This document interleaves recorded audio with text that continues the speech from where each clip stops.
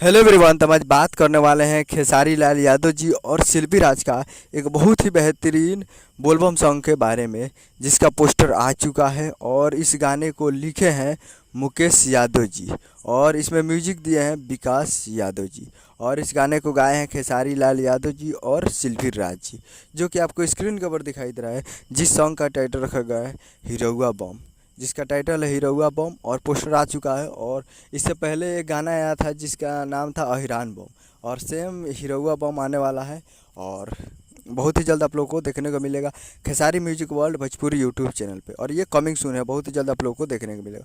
और Khesari music world से जो भी गाना आता है ट्रेंडिंग में जाता है। अभी तो वेब म्यूजिक से गाना आया है, वो अभी ट्रेंडिंग में है, 1 नंबर पर trending for music Pay trend कर रहा है, तो उसे भी जाकर आप सुन सकते हैं, जो कि काफ़ी ज़बरदस्त है।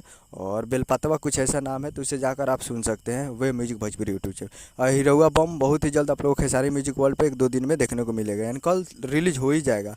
तो उम्मीद करूँगा वीडियो अच्छा लगा तो चैनल को सब्सक्राइब बेल आइकन प्रेस करें, तो कैसे खेसारी लाल यादव जी के लेटेस्ट न्यूज़ लाते रहे।